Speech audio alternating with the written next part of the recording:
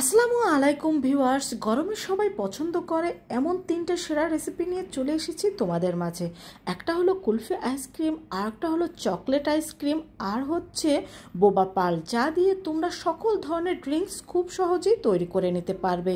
তো চলে যাচ্ছি রেসিপিতে।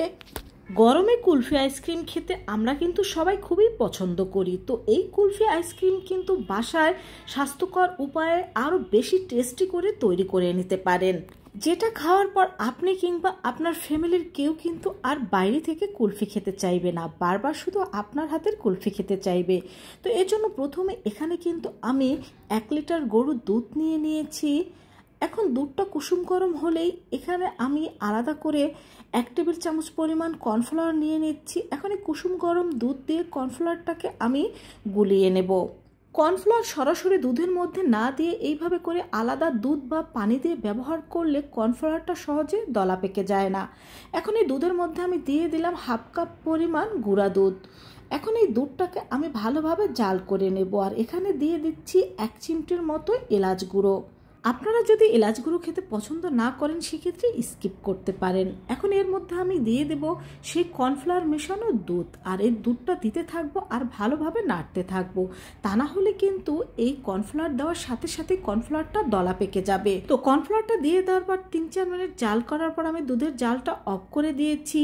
তো চুলায় আরেকটি প্যান বসিয়ে তার মধ্যে 1/2 কাপের মতো আমি চিনি দিয়ে দিয়েছি, আর দিয়ে দিয়েছি সামান্য একটু পানি। এখন এটা দিয়ে আমি ক্যারামেল তৈরি করে নেব, তবে লক্ষ্য রাখবেন ক্যারামেলটা যেন পুড়ে না যায়। তো ক্যারামেলটা তৈরি করার পর এর মধ্যে আমি সেই জাল করা দুধটা কিন্তু দিয়ে দিয়েছি। প্রাথমিক অবস্থায় ক্যারামেলটা কিছুটা শক্ত মনে হবে, তবে জাল করার পর কিন্তু ক্যারামেলটা একেবারে দুধের সাথে মিশে যাবে। তো দুধটাকে জাল করে আমি ঠিক এইভাবে করে ঘন করে নিয়েছি। এখন এটাকে ঠান্ডা করে আমি একটা ব্লেন্ডারের জারের মধ্যে দিয়ে দেব। তো ব্লেন্ডারে দিয়ে দেওয়ার পর এটাকে কিন্তু আমি ভালোভাবে ব্লেন্ড করে নেব, আর ব্লেন্ড করার পর কিন্তু এটা অনেকটা পাতলা হয়ে যাবে, ঠিক এরকম। এখন এখানে আমি একটা স্টিলের গ্লাস ও একটি কাচের গ্লাস নিয়ে নিয়েছি। এখন এই গ্লাসগুলোর মধ্যে এই কুলফির বেসটা আমি দিয়ে দিচ্ছি, আর এদিকে আমি একটা আইসক্রিম মোল্ডের মধ্যে এটাকে দিয়ে দিচ্ছি, আর এখানে আমি একটা আলাদাভাবে কুলফি তৈরি করে নেব। এখন এটাকে আমি একটা সাইড করে নিচ্ছি, আর যে গ্লাস দুটোর মধ্যে আমি কুলফি তৈরি করে নেব সেই গ্লাস দুটোর উপরে আমি এখন একটা কাগজ দিয়ে দেব। আপনাদের কাছে যদি এখানে ফয়েল পেপার থাকে সেক্ষেত্রে আপনারা ফয়েল পেপারও ব্যবহার করতে পারেন। কাগজটা দিয়ে এটাকে আমি ঠিক এইভাবে করে ভালোভাবে আটকে নেব। তো এগুলোকে এইভাবে আটকে নেওয়ার পরে আমি 7 থেকে 8 ঘন্টার জন্য ডিপ ফ্রিজে রেখে দেব। তো 7-8 ঘন্টা পরে এগুলোকে কিন্তু আমি ফ্রিজ থেকে বের করে নিয়েছি, আর এদিকে আমি একটা ট্রের মধ্যে কিছু পানি নিয়ে নিয়েছি। এখন এই পানির মধ্যে 10 থেকে 15 সেকেন্ডের জন্য এগুলোকে আমি রেখে দেব, এতে কিন্তু এগুলো মোল্ড থেকে সহজে বেরিয়ে আসবে। আর এখন যেহেতু প্রচুর গরম পড়েছে, এর থেকে বেশি কিন্তু পানির মধ্যে রাখা যাবে না। তো পানির থেকে তুলে এখন আপনাদের আমি মোল্ড আউট করে এটাকে দেখিয়ে দিচ্ছি। দেখুন কতটা পারফেক্ট হয়েছে আমাদের এই কুলফি। এখানে কিন্তু আমরা চিনি, দুধ আমাদের পছন্দ মতো ব্যবহার করে এই কুলফিটা তৈরি করতে পারবো। আর এটা এতটাই টেস্টি হয় যে বাসায় একবার কাউকে তৈরি করে খাওয়ালে সে আর বাইরে থেকে কিনে খেতে চাইবে না। তো বন্ধুরা, এই গরমে কিন্তু তোমরা এরকম মজাদার স্বাদের কুলফি বাসায় তৈরি করে নিতে পারো। এতটাই গরম ছিল যে দেখতেই পাচ্ছ যে কুলফিগুলো কিন্তু প্রায় গলে যাচ্ছে। তো এখানে আমি গ্লাসে তৈরি কুলফিটা তোমাদের কেটে দেখিয়ে দিচ্ছি, দেখো এটা কতটা লোভনীয় হয়েছে। তো বন্ধুরা, এখন থেকে বাইরের অস্বাস্থ্যকর পরিবেশের কুলফি না খেয়ে বাসায় কিন্তু তোমরা এইভাবে করে স্বাস্থ্যকর উপায়ে এবং আরও বেশি স্বাদের কুলফি তৈরি করে নিতে পারো। এভাবে কুলফি তৈরি করে খেলে দেখবে তুমিও এই কুলফির একেবারে ফ্যান হয়ে যাবে। আর রেসিপিটা যদি ভালো লাগে অবশ্যই কিন্তু তোমার বন্ধুদের সাথে শেয়ার করবে, যেন এই গরমে তারাও এই কুলফিটা তৈরি করে খেতে পারে। গরমে আমরা সবাই খুবই আইসক্রিম খেতে পছন্দ করি, তবে দোকানের আইসক্রিম স্বাস্থ্যকর উপায়ে তৈরি কিনা সেটা কিন্তু আমরা জানি না। তাই বাসায় স্বাস্থ্যকর উপায়ে আমরা কিন্তু খুব সহজে আইসক্রিম তৈরি করে নিতে পারি।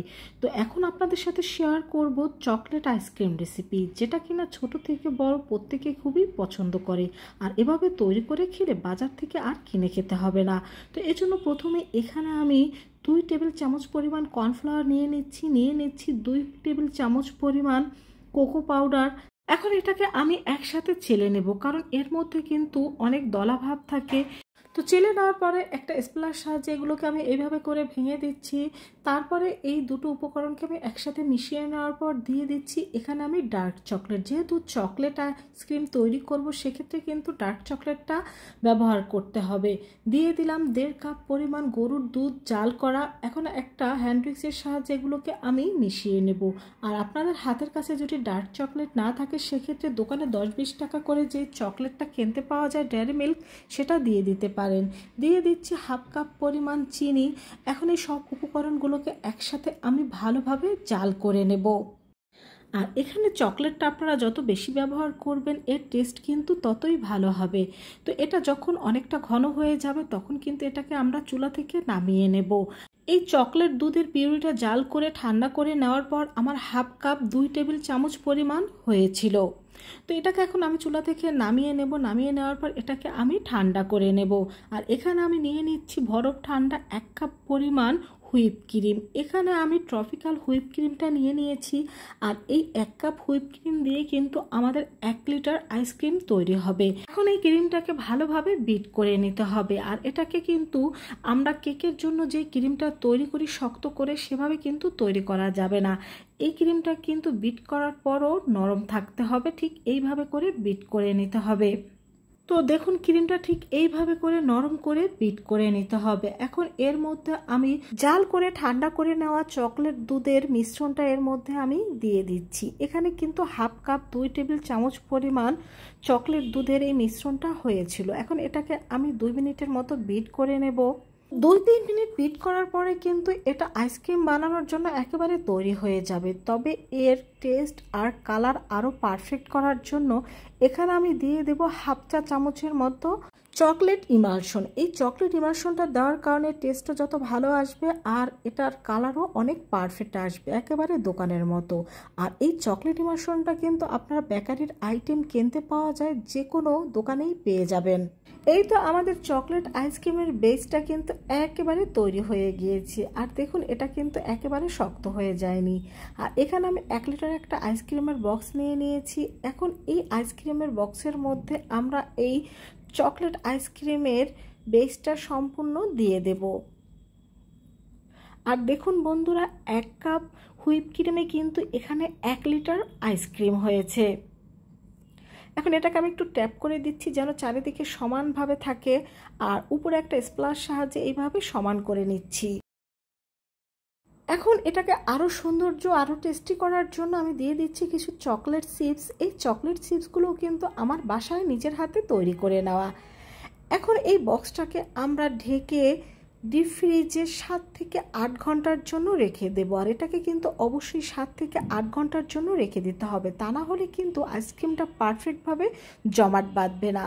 তো ফিরে আসলাম এখানে আমি 7 ঘন্টা পরে। 7 ঘন্টা পরে আমাদের আইসক্রিমটা কতটা পারফেক্ট হয়েছে সেটাই তোমাদের দেখিয়ে দিচ্ছি। আর এখানে একটা কথা তোমাদের আমি বলে দিচ্ছি, যারা ঘরে বসে বিভিন্ন ধরনের বিজনেস করার কথা চিন্তা করছো, তারা কিন্তু এইভাবেই আইসক্রিমটা তৈরি করে বিজনেস শুরু করতে পারো।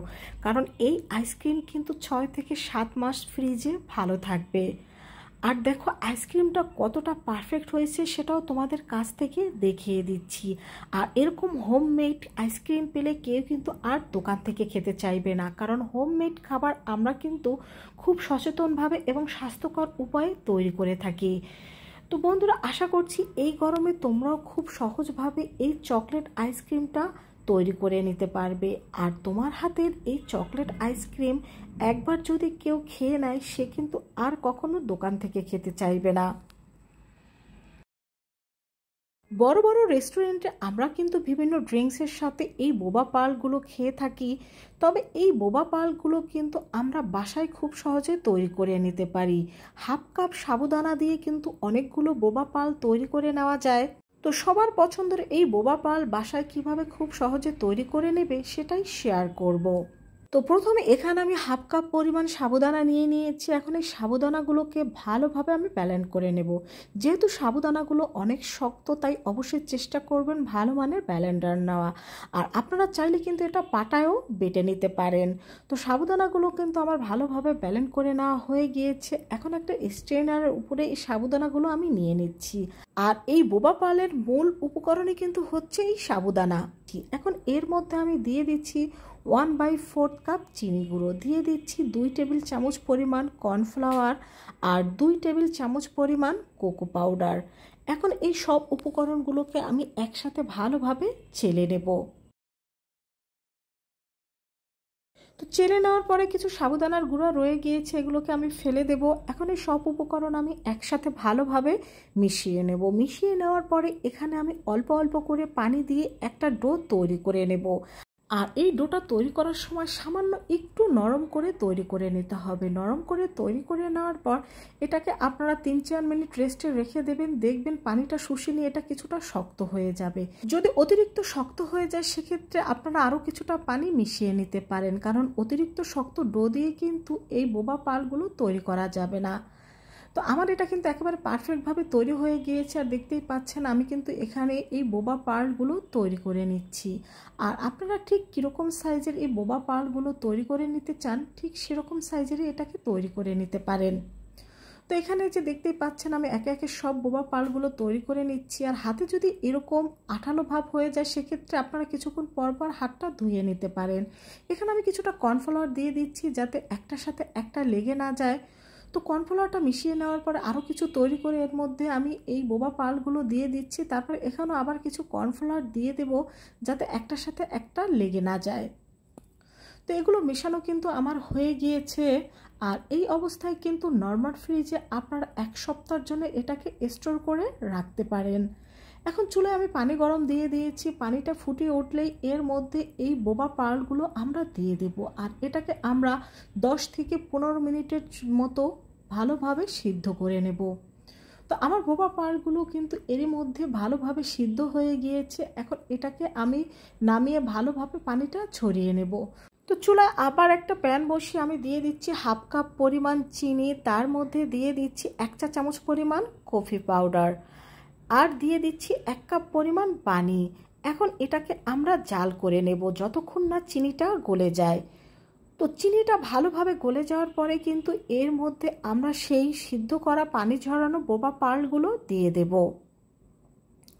তো এই বোবা পালগুলো দিয়ে দেওয়ার পর এটাকে আমরা জাল করতে করতে যখন এর শিরাটা কিছুটা ঘন হয়ে আসবে তখনই এটাকে আমরা চুলা থেকে নামিয়ে নেব। তো বন্ধুরা দেখতেই পাচ্ছ এটা কিন্তু শিরাটা এখন ঘন হয়ে গিয়েছে। এখন এটাকে আমি চুলা থেকে নামিয়ে ঠান্ডা করে নেব।